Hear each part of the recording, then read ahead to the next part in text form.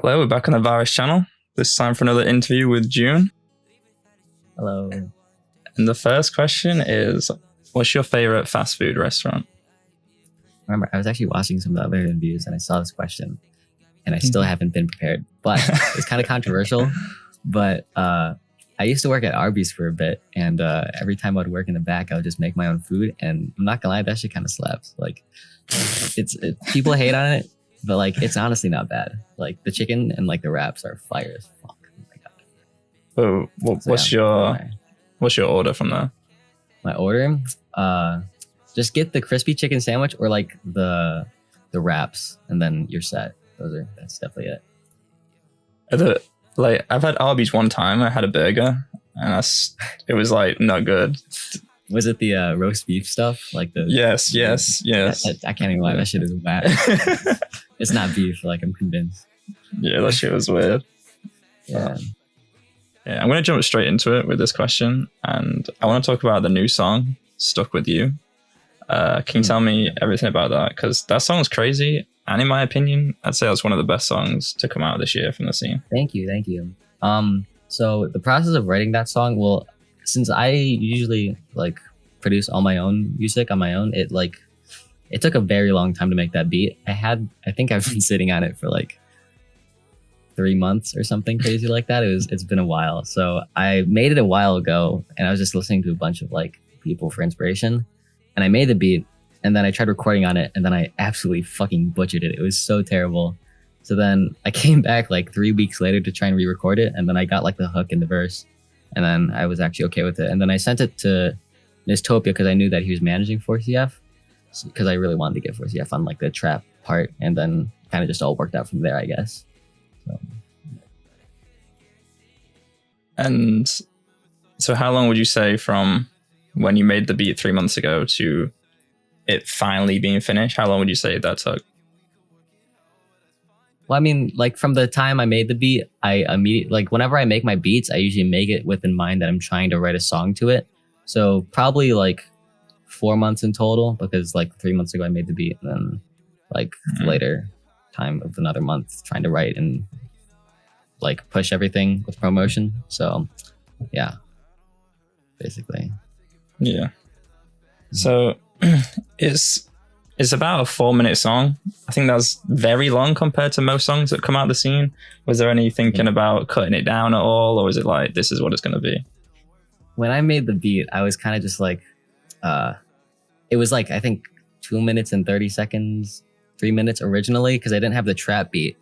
But I was listening to a lot of songs where they switch up like the different sounds, and I thought it was going to be really interesting if I kind of just like mix it up. So I added the trap beat in, and it added like a solid like minute to it. So when I saw that, I didn't really care at all, because I knew that the flow of the song would go pretty quick based on how I structured it, and I didn't really question it after I wrote everything. So. And when you originally made the beat, did you have 4CF in mind, or was that an afterthought? I wouldn't say it was an afterthought, but I knew I didn't have any specific artists in mind. There's like a ton of artists that I really wanted to get, but 4CF was probably the most accessible, and he was probably like the most I wanted to get the most, probably. And I saw you got added to the Hyperpop playlist. How did that feel when you saw that? That was very, very exciting for me, because I remember trying to what's the word? I was trying to push it towards, or whenever you like submit a song to Spotify, you have to like pitch it to the team. And every time I would do it, it would just never be successful at all. Like I got very demotivated at one point, because I was just like, okay, what the fuck is the point of pitching if I'm not going to get in? So then Niztopia was telling me about how to like properly pitch it, I guess. And like, he gave me a couple pointers, and then I did them all, and I got on the playlist. So I guess he gave me the sauce, but it felt really, really, really good. And I felt like it was a big accomplishment for me, really. Yeah, that's fine. And did you do the 4 weeks thing where you pitch it like 4 weeks before? It was 3 weeks actually. Yeah, so it was basically. Yeah. Okay, so how old are you? Where are you from? And what was it like growing up there? I'm 17 right now, and I live in Michigan, and it's more of like the southeast part of Michigan, so it's a bit north of Detroit. I've been very lucky to be in like a very like nice, like safe, like very healthy environment around me. So I'd say that growing up has been it's been fun. I haven't had a really bad time. I'm very grateful for that, I guess. So, Yeah, that's fine. If let's say you had to move to a different state tomorrow, where would you want to move to? That's a good question. Yeah. Trying to think. I have no clue because living in California would be really cool, but that's like really expensive. New York would be. I think the aesthetic in New York is amazing, but I think I might get sick of people really quick. I'm trying to think of like what are the really beautiful places, and then I just think of like the middle of the United States and how it's just so plain. So I don't know. Maybe like Carolina, somewhere like north. I have no clue. California, New York, Wisconsin, maybe. I don't know. I have no clue, honestly. I guess Cali, maybe. What's the weather like in Michigan? Is it like warm or is it cold? It's fucking terrible. Holy shit. It is so bad. I swear it's like rolling the dice every day to pray and whether or not you're getting a good or bad day. Like we've had weeks where it's like you have a week of like snowing and then the next week it's like 60 degrees and sunny. And it's like, I don't understand. It just hurts my brain sometimes. But yeah, the weather's trash. Does it rain a lot or no? It does rain a lot, yeah. So when it's not snowing, it's raining. So, and I'd say the proportion between like not snowing and raining days to sunny days is fairly high. So, yeah. What's it like going to school for you there? Do people know about your music and stuff? I was thinking about that. Going to school, school's been very like good, and I've really enjoyed it because of like the school district I'm in, because it's very like I wouldn't say sophisticated, but like a healthy school system that they have that I'm in. And yeah, the people at school, like my friends definitely know about the stuff I do and they're really, really supportive. And then I think because of that, like they're telling their friends. So a lot of more people are knowing about that I make music in school, but I'm not sure they know that it's me yet. So it's definitely interesting to see how that develops. But so like they've heard it, but they don't know it's you kind of thing. Yeah, I think it's a mix. So like I know a lot of people say like there's this Joon guy and then like they don't know it's me. But there's other people say it's like, oh, like this one kid produced songs and stuff, and then they know that it's me. So it's like I really don't know because I only talk to like so many people. But yeah, my friends are very supportive and I'm happy for that. That's pretty cool. Has anyone ever said like, oh, there's this Joon guy and you're like, that's me? Or do you like keep it like a secret kind of thing? I don't really mind people knowing because it kind of just helps me build like, I need to get better at that whole like socializing with people thing.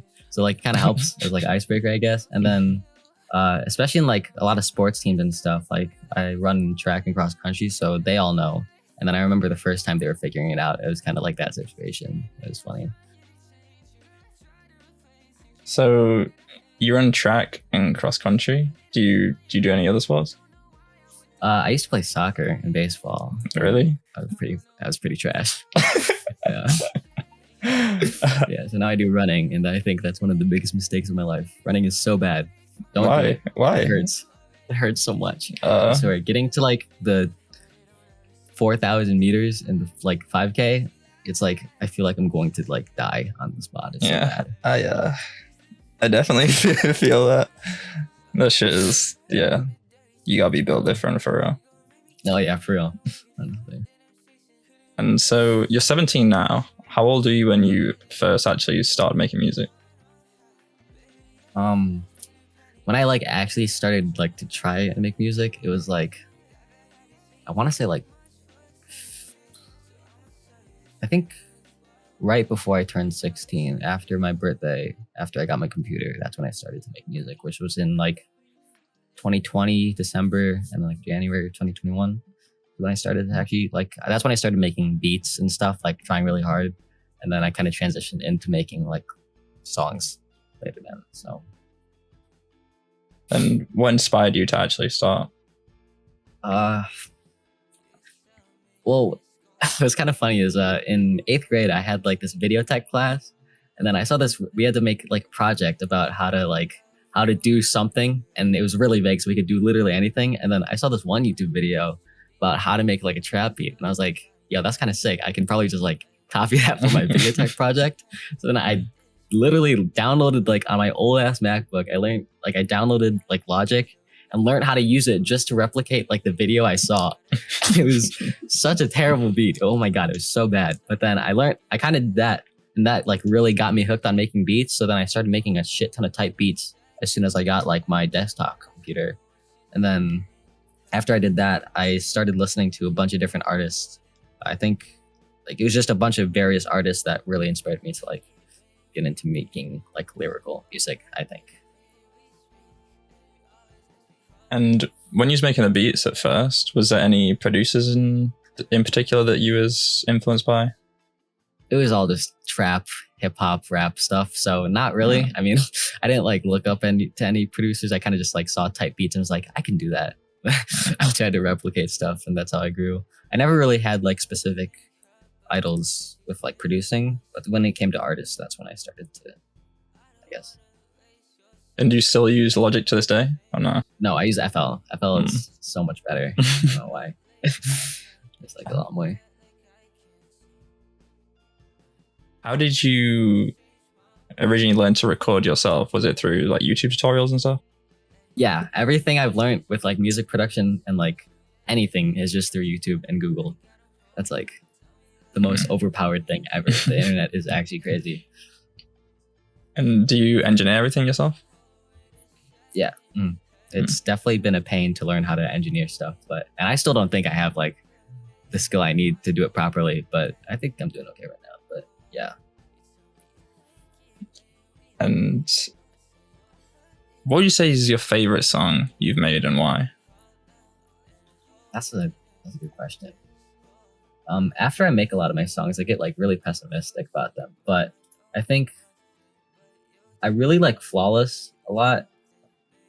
And that one was like really personal. So I'm really happy that one did good. I think that one is probably going to be my favorite song that I've made so far. Yeah. I feel like your lyrics are like really good. Do you write or do you freestyle? I don't. So I'm not sure what the definition of writing and freestyling is necessarily. Because like freestyling, I always like assume that it's just like off the dome type stuff, right? But at the same time, writing is like where you like write down words, have ideas in your head, and just start jotting it down and like structure it off of those notes, I would say. But I kind of do a mix. It's where like I have the beat. I always make the beat first, and then I get to writing, and I just have like the notes app open on my phone, and I just start like writing lyrics to melodies I make in my head, and that's what it is. That's it. Like on the spot, basically. So. And back when you started making those beats, was you straight posting them immediately, or was you just sitting on them in your computer? They were definitely just sitting on my computer because I think I had like a level of standards that I wanted to reach, and I knew I was not even close to being at them. But I showed a lot of my friends a lot of times, and they're very supportive, even though I made them listen to the absolute most garbage stuff. So thank you to my friends, I guess. And have you ever had like vocal training or anything? No, I have not. I'm actually surprised that I like even sing in the first place. Because I remember I had like a period in middle school where I was like super, super insecure about my voice. So I guess, yeah, I never really had vocal training because I just never wanted to explore that at all until now. So, yeah. So you started in 2020, and like you said, you were sitting on the beats at first. When did you actually start releasing stuff? Let me pull up my YouTube real quick because I started posting type beats on my YouTube channel, but then oh god, it was so bad. I want to say what type beats like were they? Early, it was like the Kid Leroy type beats, like just classic, like stereotypical rap trap type beats. Oh, so cringe. I had a couple that were honestly not bad. Like I look back on them and it's like, wow, I actually did that somehow with that skill. But let me see. Yeah, it was like early 2021, I think. Yeah. Like January, February-ish. So. Is there anything you regret doing or not doing when you started out, looking back? I I think maybe being more optimistic and like positive with myself, because I was very like negative with everything that I did in my own free time, and I had to get like the like I guess support from my friends in order to feel like accomplished. So I feel like if I was able to feel more like supportive of myself, I think I would have progressed a lot more quickly, I guess. But honestly, I'm okay with what path I've taken so far with all this music stuff. So Yeah. Does it feel? Are you proud of what you've accomplished? Because in such a short amount of time, it's pretty remarkable. I feel like. thank you. I'd say I'm pretty proud. I can definitely see like the growth that I've had since like 2021. It's been a lot. Like I remember I was going through my discography a while ago, and I was deciding which songs I wanted to take down because some of them are like fucking terrible. So, and listening back to what I used to make, it's like shocking. So I'd say I'm pretty proud of how far I've been able to like grow and develop in such a short amount of time too, I think. So yeah. And do you have any advice for artists that are just starting out? I'd say definitely be inspired by people you hear and the music that you listen to, because like without inspiration, yeah, coming up with stuff on your own is like, that's like the goal.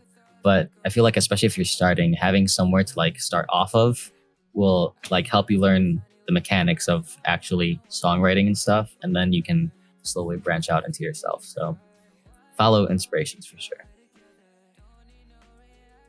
What's the inspiration behind your name? It's actually my middle name. It's Myung Joon Ho because I'm Korean. So yeah, I just kind of did Joon, I guess. That's fair. So how did you get connected with Starfall? Because that's a pretty goated duo right there.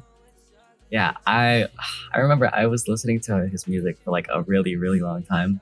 I remember I got stuck with I was listening to all of his songs like for crazy amounts of time, and then I saw that I kind of just like, it was in my phase where I knew I was like, I wasn't making like terrible music, so I was like, maybe I can like hit him up and ask for a feature, and then he actually responded, and I like lost my shit. And then like I paid him for a feature because like that's what he just does. And then after that, he said that he'd just want to work with me afterwards because he liked my stuff a lot. So, and now we're kind of just like making stuff. It's very awesome. I'm very happy to have him. Do you have any unreleased music together that we might hear at some point? No, not at all. I honestly have like no unreleased. There's like one or two songs that I have like sitting unreleased, but because my like production of music is very, very weird, I guess. So I don't really have any unreleased yet. Can you definitely plan on it? Oh, sorry. Can you speak on that? Why is it you think you don't have much unreleased? Well, thing is, since I like to make all of my beats on my own, that's like the first problem. I like to make all of my beats on my own, or at least like I have a structure myself, and then like on Talk, I actually made the guitar and I did like drums and everything, and then Joshua came in and he redid the drums and made it sound like 1,000 times better. But he still kept like the style and the sound that I wanted. And that's the thing, is when I make beats, I have a specific sound, tone, and like mood in mind. So if I have like people send me beats in, it's like really hard for me to like feel connected to it and write. And the thing about beat making is it takes a really long time, especially if you're like trying to make like it for a song. So yeah, that's the thing. I can't like write lyrics to like type beats, I guess. That's the problem. And what would you say is the longest part of your process for you? What do you say is the beat? What do you say is the actually recording, writing, engineering? It just all takes so damn long. I wish I could do it faster, but the beats take so much time. But once I finish that, like, I guess once I finish the beats, because I have a lot of beats I kind of just sit on. Once I finish the beats, it goes to like the writing process. And that doesn't take very long because I kind of just like, I want to say freestyle, but like I said earlier, I kind of just like write it down in the spot and then with the flow. And then the recording process is where a lot of the time takes too. Because when I record, I'm very, very, very, very specific about what I want. And I can probably take like 30 takes for one like sentence, and it's terrible. I hate it so much. But yeah, that if anyone uses FL, that purge tool is very, very important, especially for the project files, because what happens is when you record an audio file, and if you don't like it, you just delete it, but it still stays on your computer. So the first thing deletes all of them. I swear I had like 20 gigabytes for like one song at one point of just finding these audio files. It's so bad. Oh my god. That's insane. So you mentioned your relationship with Starfall, but how did you get introduced to the rest of the scene? That like I don't even like, it's like a indie pop, bedroom pop, like alt rock, hyperpop mix. It's crazy. I love like the sounds that are in the scene, and I think it was Starfall that like really got me into that scene first, because I was listening to like a bunch of like rap, rock, indie bedroom pop stuff before, and like I was listening to like a lot of Eric DOA, Glaive, stuff like that, obviously, because they're like the goats. And then I guess after that I was listening to more underground stuff. I don't really remember. I just remember I think I got into Curtains first, and then it got into Starfall as I like dived deeper into the underground. And then I heard him, Christian Blair, and then Kaido, and those were like, I would say, the three big people that I listened to a lot, and then they kind of showed the rest of the scene, and that's how I got to where I am now, I guess. So yeah. And how did you become like cool with those people too? Was it just, did you just DM them, or did they DM you, or was it through like Discord or something?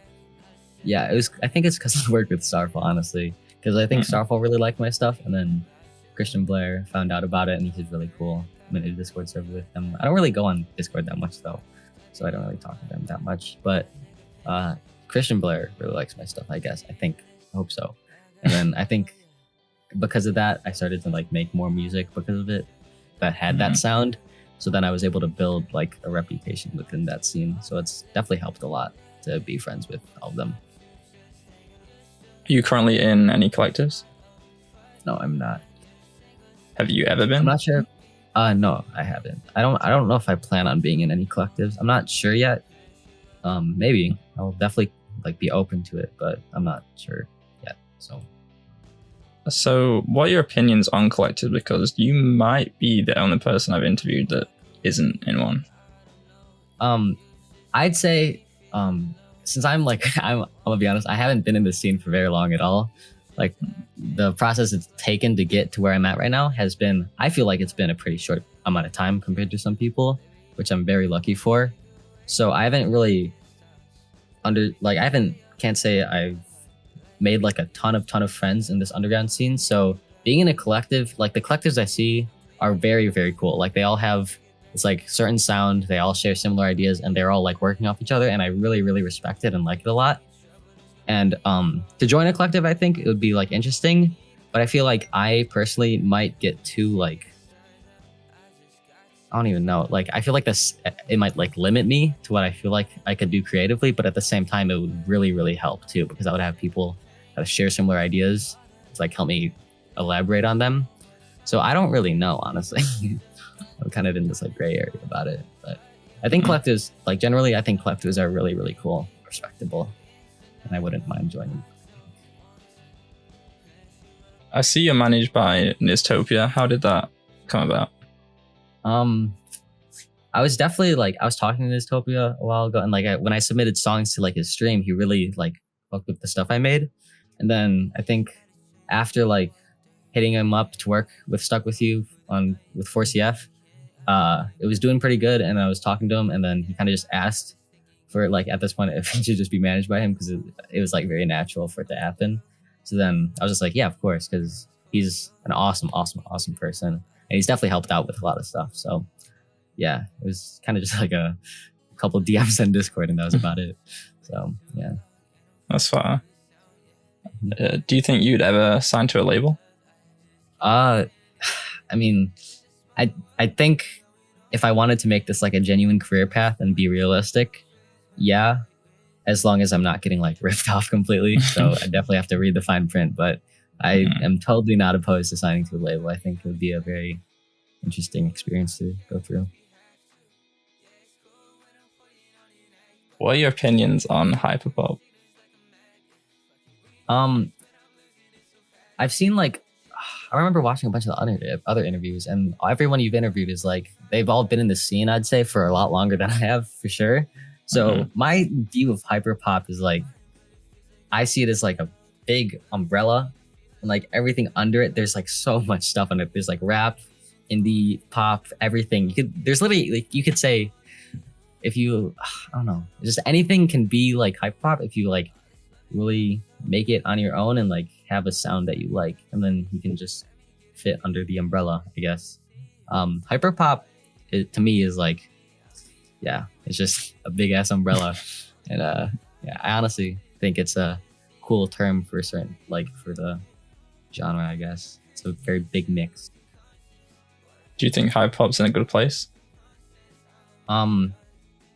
I don't know, because I'm not super involved in the scene at the moment. Like I'd say I'm like starting to get there, but I think with like this, I think recently this like indie pop alt rock stuff that's been coming up with like Starfall, Kaido, all of them, Jades, like they have like the sound of like indie bedroom pop, but then like undertones of like I don't even know. It's like it's awesome sound that I think could really like it fits under that hyperpop label, but I feel like it could go past it, if you know what I mean.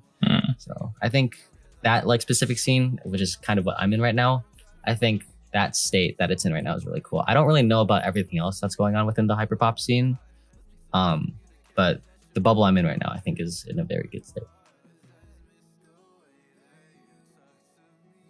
Does Joon make hyperpop? If not, what genre does Joon make? Well, like I said before, since hyperpop is kind of an umbrella term, I think Joon definitely makes hyperpop. But I'd say that the hyperpop label can be used, and then the actual like mechanics of the genre that I'm making is definitely like indie pop rock oriented. So like the songs like Talk, Stuck With You, Flawless, they definitely don't sound like rap songs. Yeah. Yeah. Let's say someone at school was like, "Oh, you make music?" And you was like, "Yeah." And they was like, "Oh, what type of music do you make?" What would you say? I've gotten that question before, and I definitely didn't say hyperpop because I think like a lot of like the kids at school, they definitely would see hyperpop as like 100 gex. And like they kind of just like see it surface value because of like social media and stuff, and it's still really underground, I would say. So like I don't think saying hyperpop would be a good way for people to like interpret my music, because it's definitely not like super rappy like synth stuff like that. It's more like acoustic indie pop. So I kind of just say like pop indie stuff, whatever someone asks. And who are some of your favorite artists that you listen to currently? Could be in the scene, could be out of the scene, anything. Could be mainstream, anything. My like the people I listen to changes constantly. So I think right now though, I'm listening to a lot of like Dayglow, like a shit ton of Dayglow. They're like this. They're awesome. I love them so much. And then obviously Eric, Glaive, they've been some of my top artists for a while now. I remember I got into Eric when I saw, was it What You Worried For? That's a banger song. That's so good. That song is so good. That hook is insane. It's so fucking good. That song is amazing. I've been listening to a lot of Miko too. Miko is awesome. And then Starfall is, I think he might be like one of my top artists. Which is funny because I work with him. But yeah, that's what I'm listening to a lot. What's your favorite Starfall song? I think it's Tied Up, because dude, that chorus is fucking crazy. I don't even know how he came up with it. It's just so good. Like it's literally, it hurts my brain how much of an amazing writer he is. What are your plans for 2022?